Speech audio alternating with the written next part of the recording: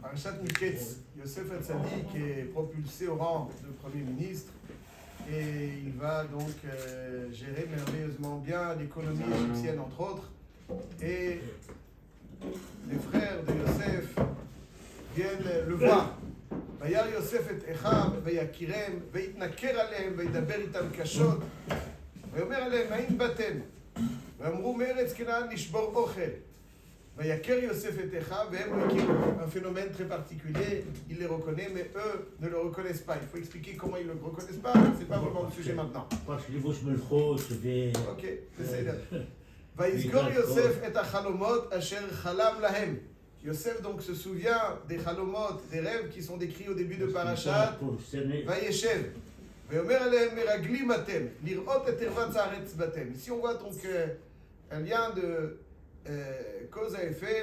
Yosef se souvient des rêves et donc, parce qu'il se souvient des rêves, il les accuse d'être des espions. Meraglim atem, lirot et ervat zaaretz batem. Où est le lien entre les chalomot de Yosef Hatzadik dont il se souvient au moment où ses frères sont face à lui et cette accusation de Meragli Matem. Pourquoi? Quel rapport? Parce qu'il se souvient des Chalomot. Quand on observe les Chalomot de Yosef Hatzadik, il y a plusieurs petites remarques qu'on peut faire. A priori, la première qui est déjà évoquée dans certains Rishonim est la suivante. Paro dans la paracha de Miketz va faire aussi deux rêves, Parot et Shibolim. Et pourquoi deux fois? Pour dire que les choses vont se précipiter. Yosef, c'est ce qu'il dit à Valishanot à Chalom. Pourquoi est-ce que le Chalom apparaît deux fois? Pour dire que c'est le même message à deux reprises, pour dire que ça va arriver très bientôt. Pour dire. Ça, c'est. Donc, Yosef Hatzadik aussi a fait deux rêves. Il a fait donc un rêve avec les Alumot. Tout le monde était en train de rassembler des gerbes dans le champ. Et après, donc, la gerbe de Yosef va se dresser et les autres vont se prosterner. Premier rêve. Deuxième rêve. Shemesh ve'yareach ve'achadasar kochavim mishtachavim li. Il y a aussi deux rêves. Et combien de temps il y a eu entre les rêves de Yosef et leur réalisation? Leur réalisation, 22 ans. 22 ans. Donc il y a deux rêves chez Paro qui expriment l'imminence de leur réalisation. Et là, Yosef aussi, c'est deux rêves. Et ça a pris 22 ans. Forcément, c'est qu'il y a deux rêves qui n'ont rien à voir en réalité, qui décrivent deux choses. Les rêves de Yosef, contrairement aux rêves de Paro qui décrivent donc ils ont le même message. Les rêves de Yosef Hatzadik décrivent deux messages différents et donc c'est pour ça qu'ils n'expriment pas donc l'imminence de leur réalisation. Alors essayons de voir. Donc si je récapitule, pourquoi est-ce que Yosef, en se souvenant de ses rêves, accuse ses frères? Et, quel rapport? Et deuxièmement, quel est le sens de ces deux rêves de Yosef Hatzadik qui sont vraisemblablement différents et qui expriment deux messages différents. Et comment elles se concrétisent? Quel est donc ce qu'on peut en tirer comme enseignement? Le Ramban, ici dans notre paracha, dit que la raison pour laquelle Yosef Hatzadik n'a pas immédiatement, lorsque les frères viennent, il y a quelque chose de sensationnel. Les frères viennent, enfin ils sont là. Toute personne sensible, qui était sans aucun doute Yosef Hatzadik, les presse d'aller chercher Yaakov, comme ça s'est fait à la fin. Vous êtes là, dites à papa, je suis vivant.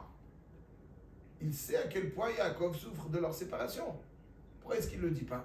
Pourquoi il ne le raconte pas? Donc la première fois que les frères apparaissent à Yosef Hatzadik, tout de suite, a priori, il aurait dû sauter sur l'occasion. Il est sensible, il pleure. Il pleure beaucoup, Yosef. Mais il ne dit pas, foncez, je suis Yosef d'emblée, foncez, allez chercher papa. Il attend, et il attend, et il attend. Il ne faut pas envoyer quelqu'un qui dit qu'il est juste comme Alors il dit le Ramban un grand chidouche dans Perek Membet de Bereshit, Pasuk Tet. Et je cite, Ki yomar hakatuv, ki birot Yosef et Echav mishtachavim lo, lorsqu'il a vu donc les frères qui se sont prosternés, comme c'est marqué, Yosef ou Shalit al haaretz, ou Mashbir lechol haaretz, veyavou achei Yosef, veishtachavu lo al paim arza. Il dit le Ramban, dès qu'il a vu ça, Zachar kol hachalomot asher chalam lahem. Et donc, il dit que en réalité, ces chalomot étaient une névoie. Vous savez que c'était une névoie. C'est pas stam des chalomot, c'est une névoie. Il y a des fois où Hachem envoie un message, une névoie à un avis, et il a deux rôles. Le premier, c'est de l'exprimer. C'est pour ça que Yosef l'a raconté. Pourquoi Yosef il raconte? Stam il raconte pour attiser la jalousie. C'est une névoie. C'est une névoie. Une névoie doit se raconter. Bon. Il y a un message, il y a se raconter. Et il doit aussi, des fois, mettre tout en œuvre pour que cette névoie qui lui a été transmise se concrétise. C'est-à-dire que la névoie n'est pas comme une névoie, tu fais ce que tu veux, voilà, je te décris ce qui va se passer.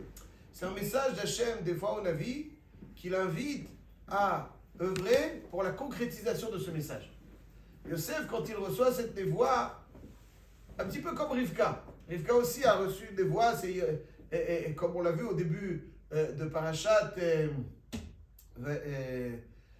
Toldot, elle reçoit la névoie que Rav Yavot Saïr. C'est-à-dire que Yaakov, c'est lui le Ikar. Elle ne va pas raconter ça, mais elle va œuvrer, elle ne va pas laisser dire « Ok, Hachem m'a envoyé cette névoie, je laisse les choses se faire. » Non. Il y a certaines névoies qui sont transmises, et qui doivent être l'objet d'un investissement pour amener leur concrétisation. Le Navi doit intervenir pour que ça se concrétise. Rav Yavot Saïr, donc Rivka va tout faire pour que cette névoie se concrétise. Yosef aussi a une névoie, et il sait que c'est une névoie. Il la raconte, et il sait par ailleurs qu'il doit tout faire pour que cette névoie se concrétise. Fait partie, Hachem lui a envoyé ce message pour qu'il le concrétise. Et là, faisons bien attention, dans les rêves de Yosef, le premier rêve, c'est qu'il ne parle que des frères. Et si on observe, on analyse un petit peu ces deux rêves. Le premier rêve, c'était Anachnu alumim betoch hasadeh, ve'ine kama alumati v'gam nitzava, ve'ine tesubena alumotechem v'tishtachavena la'alumati. C'est-à-dire, il parle de gerbe. La gerbe de Yosef et la gerbe des frères. Les frères donc vont se soumettre, vont se prosterner à Yosef. Pas Yosef en tant que lui-même. Il n'y a que les frères dans ce premier rêve. Il n'y a que les frères.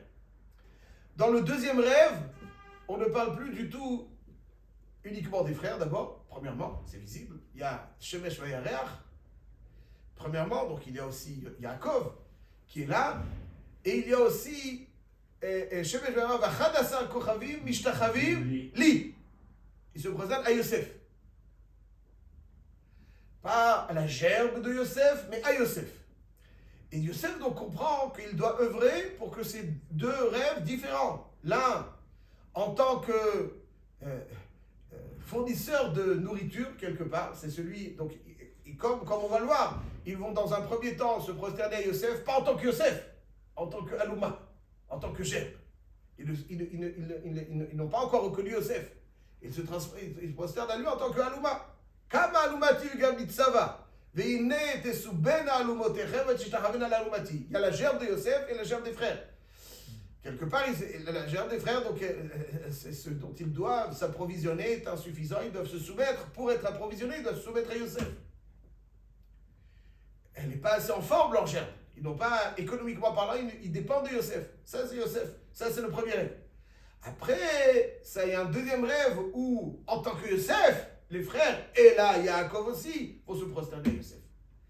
Yosef, vous savez, donc, il y a deux étapes. Donc, la répétition du rêve n'est pas une répétition identique comme celle de Paro, où il y a les vaches grasses et vaches maigres, qui indiquent donc de l'abondance, une famine, et les shibolim, etc.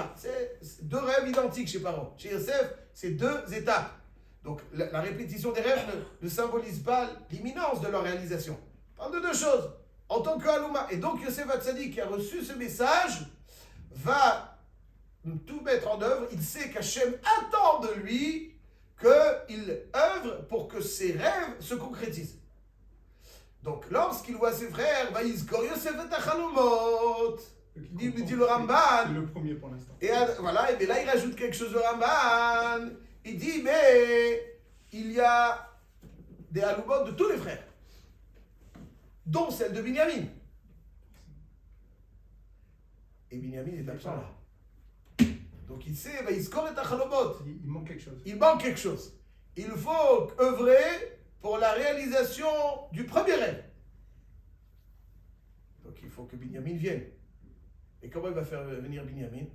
Meraglim Atem. Il va forcément mettre un stratagème en place pour dire, nous, vous êtes obligés d'envoyer Binyamin. Comment il va faire pour envoyer Binyamin? D'où? Pourquoi tu veux qu'on amène Binyamin? Meraglim Atem. Dire, oh, Batem. Ouais, pourquoi? Mérité, il vient de manger. D'où Meraglim? Où Meraglim? Il vient de manger. Ou quelle accusation? Quelle accusation c'est Meraglim Atem? Hein? Chacham Benavon. Voilà, c'est ça, qu'est-ce qu'il leur dit? Meraglim. D'où? Il faut que ça rentre. Voilà, ça rentre ça. Quel rapport? On vient, on a faim, on vient manger. D'où tu nous parles Meraglim Atem? Le pshat pashvout, c'est qu'en réalité, il y a quelque chose de fascinant.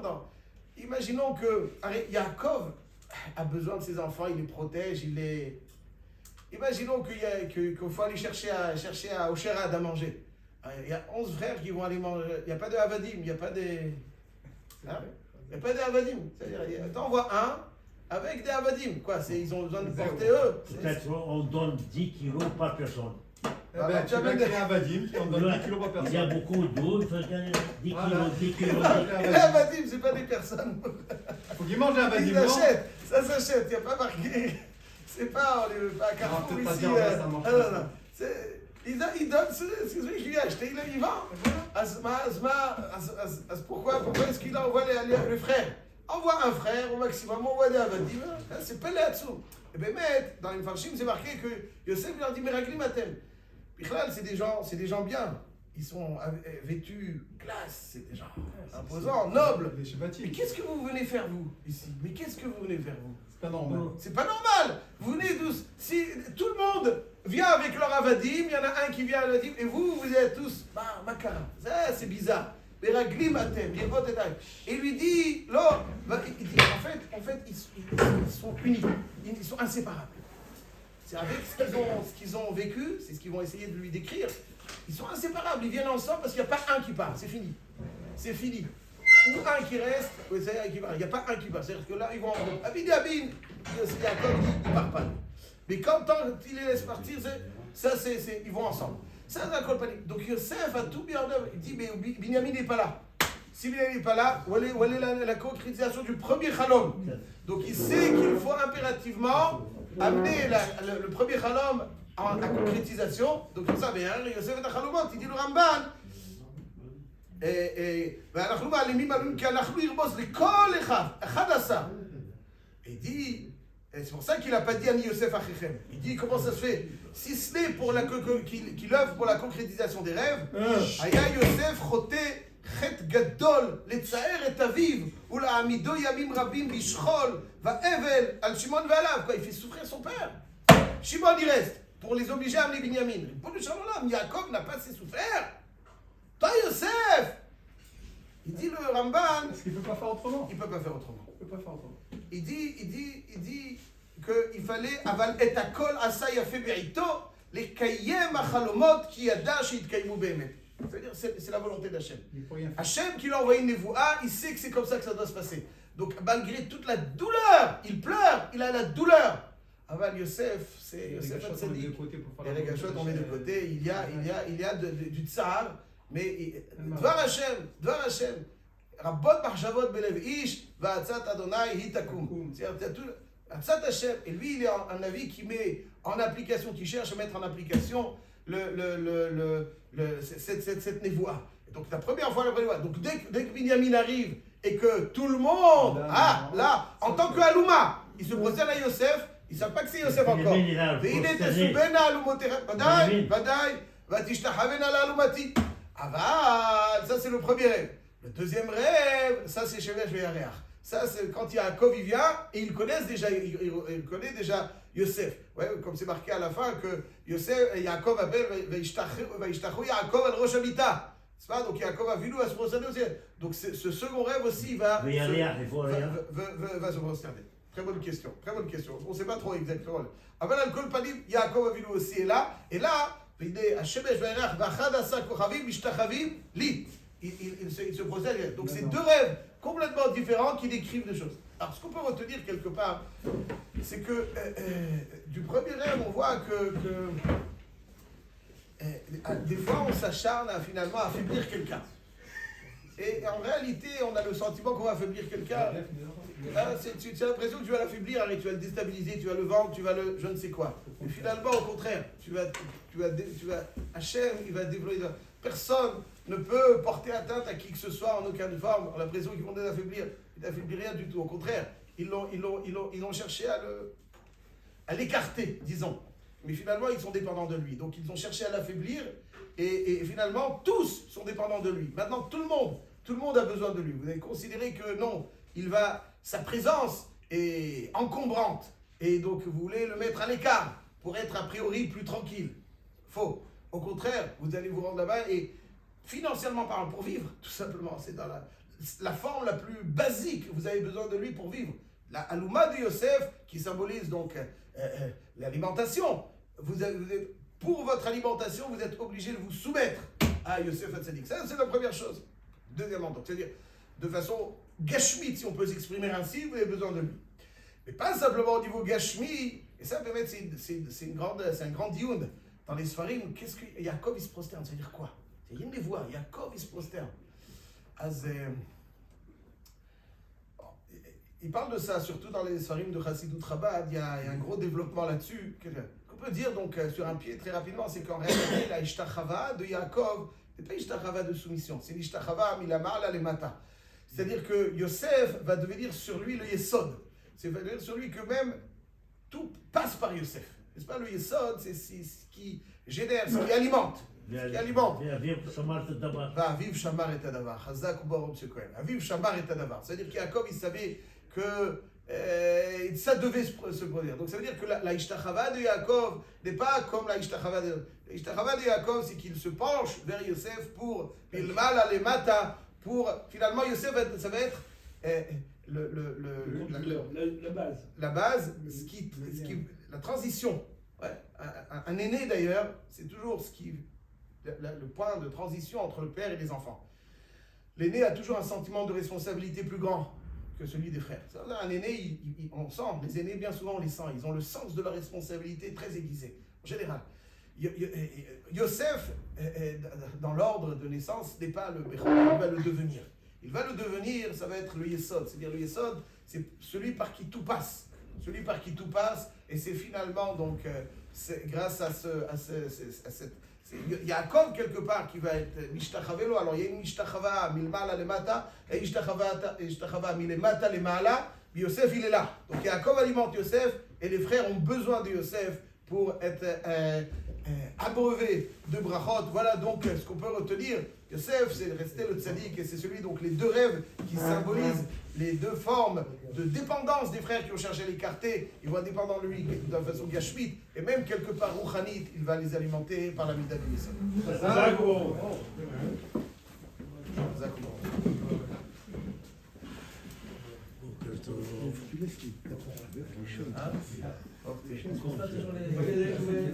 Mais toujours je sais.